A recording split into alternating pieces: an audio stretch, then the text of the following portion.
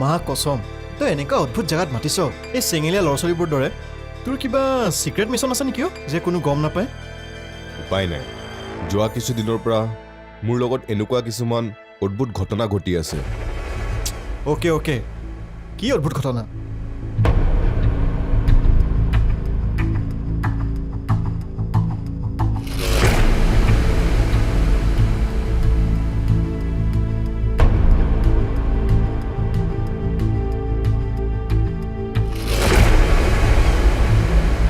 তোৰ ফোনটো ক'ত ছুইচ অফ কৰা আছে ময়ো যে নহয় তোৰ স্মাৰ্টেষ্টৰ ওপৰত মই সন্দেহ কৰিছোঁ মই গোটেই মেটাৰটো ইনভেষ্টিগেশ্যন কৰিম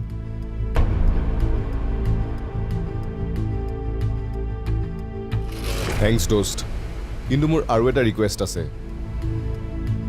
কি মই দেউতাৰ এক্সিডেণ্ট কেছটো আকৌ ৰিঅ'পেন কৰিব বিচাৰিছোঁ কিন্তু কোনেও নজনাকৈ ইমান পুৰণি কেছ এটা ৰিঅ'পেন কৰাটো ইমান সহজ নহয় তাকো অফিচিয়েলি ৰিঅ'পেন কৰাটো আৰু সহজ নহয় যদি সেই মিষ্ট্ৰী মেনজনে কোৱা কথাবোৰ সঁচা হয় তেন্তে অফিচিয়েলি কেছটো অ'পেন কৰাটো আই থিংক শত্ৰুবোৰে গম পাই যাব একজেক্টলি কিন্তু আনঅফিচিয়েলি কাৰোবাক লগাব পাৰিম সঁচাকৈ ইজ ইট পচিবল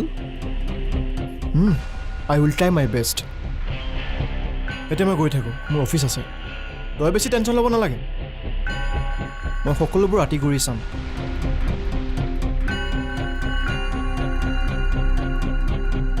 মোক 2 দিন সময় দে থেংকছ দোষ্ট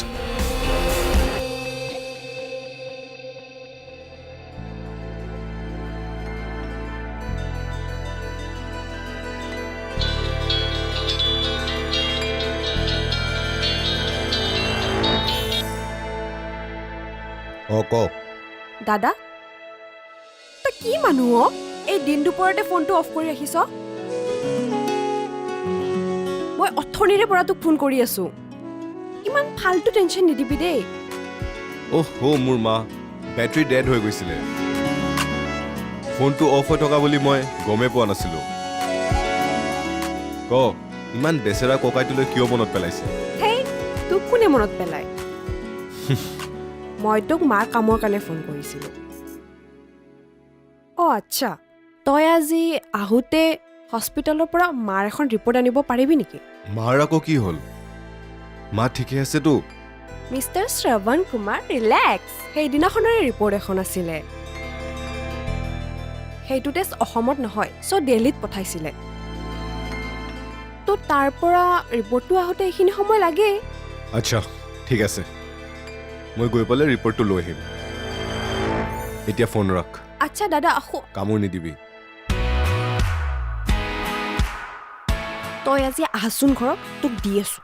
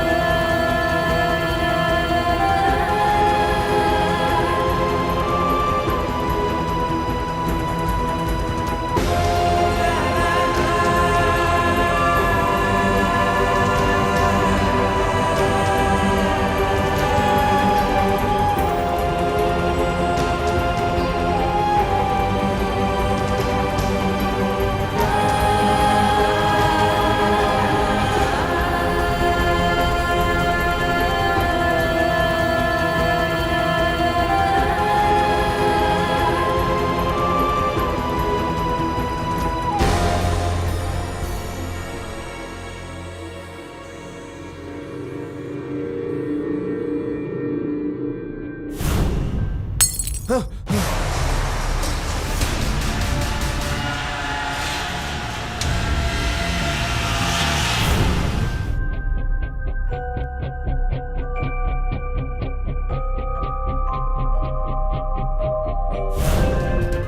এবাৰ সাৱধান কৰিছোঁ,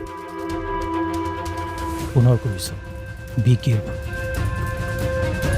আপোনাৰ ফোন ট্ৰেক কৰি থকা হৈছে, সঠিক সময়ত পুনৰ প্ৰমাণ সহকাৰে লগ পাম।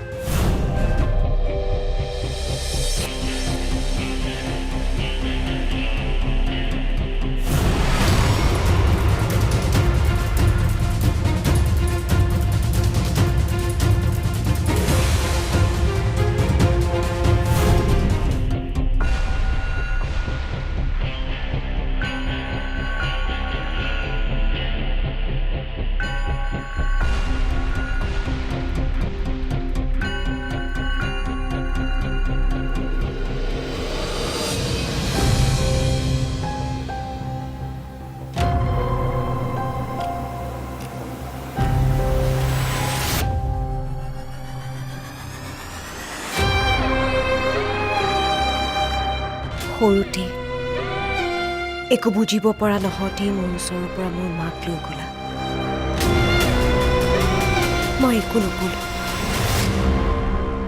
জীৱনটোনো কি সেইখিনি বুজিব শিকিব লওঁতেই মোৰ কাষৰ পৰা মোৰ দেউতাকো লৈ গ'লা। মনে মনে মানি ল'লোঁ তোমাৰ এই সিদ্ধান্ত, কোনো প্ৰশ্ন নকৰাকৈ। কিন্তু এতিয়া আৰু মই মনে মনে নাথাকোঁ। তোমাৰ ইমান কঠোৰ শাস্তি ডিজাৰ্ভ কৰিবলৈ সেই মানুহজনীয়ে কোনো পাপ, কোনো বেয়া কাম কৰা নাই।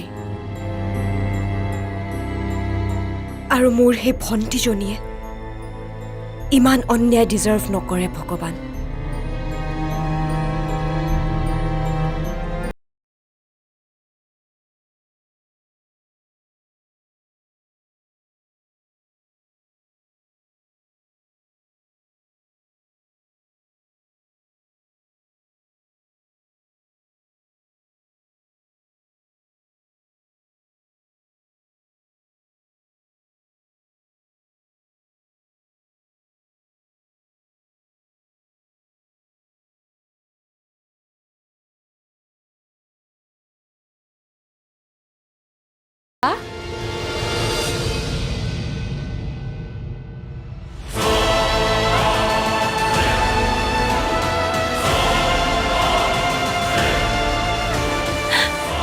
জোন, কি হৈছে?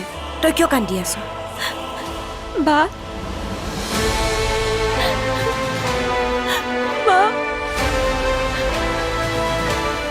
মা? মাৰ? জোন?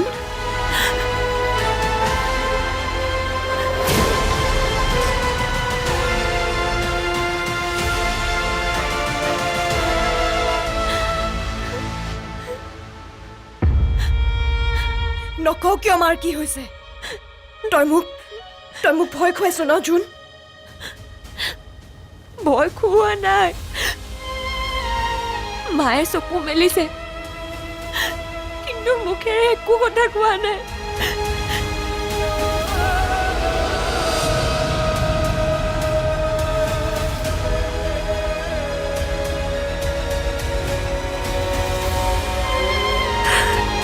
কি? তই পাগলী নেকি? এনেকুৱা কথা এটা কোনোবাই কান্দি কান্দি কয় নেকি? কিন্তু মায়ে যে কথা ক'ব পৰা নাই। আৰে পাৰিব পাগলী, তই অলপ ধৈৰ্য ধৰচোন। ইমান ডাঙৰ এটা অপাৰেশ্যন হৈ উঠিছেহে। লাহে লাহে মায়ে সকলোবোৰ কাম কৰিব পাৰিব। বল এতিয়া আহ।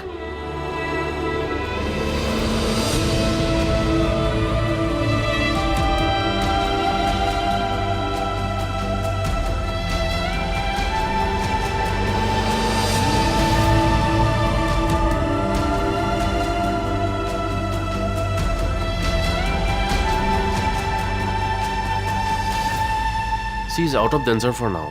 চাব কিন্তু তেওঁ যাতে বেছি ষ্ট্ৰেছ লৈ নাথাকে। বেছি চিন্তা নাইবা দুশ্চিন্তাৰে তেওঁক কিন্তু বিপদতহে পেলাব পাৰে।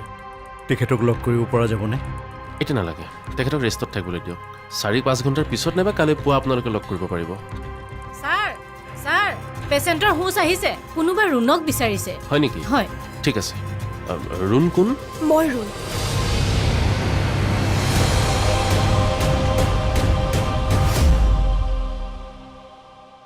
আপুনি এবাৰ গৈ তেওঁক লগ কৰি আহক। চাব কিন্তু বেছিকৈ কথা নাপাতিব। ঠিক আছে। যাওক।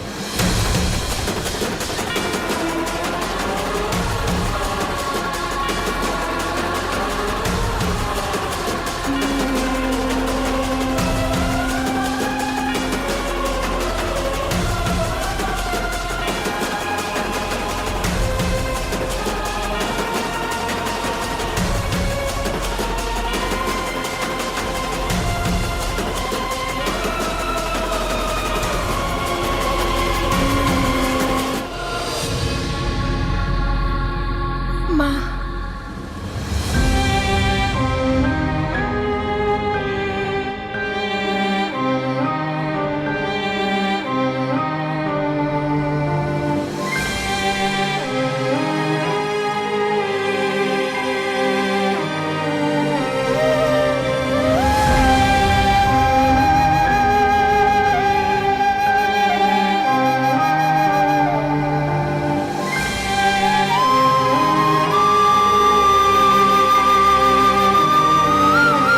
মা কি কৰিছা?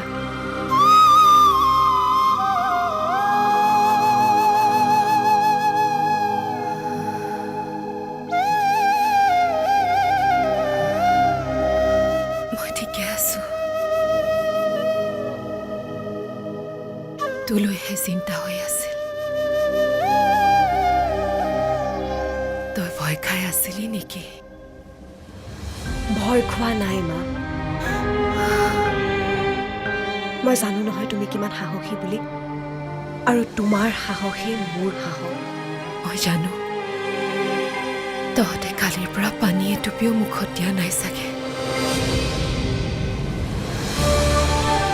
মই ঠিকে আছো মা। মা, তোমাক ডক্টৰে ইমান কথা ক'ব মানা কৰিছে। তহঁতে এতিয়া ঘৰলৈ গৈ অলপ আৰাম কৰগে যা। মোৰ কথা শুনিবি কিন্তু ৰুণ।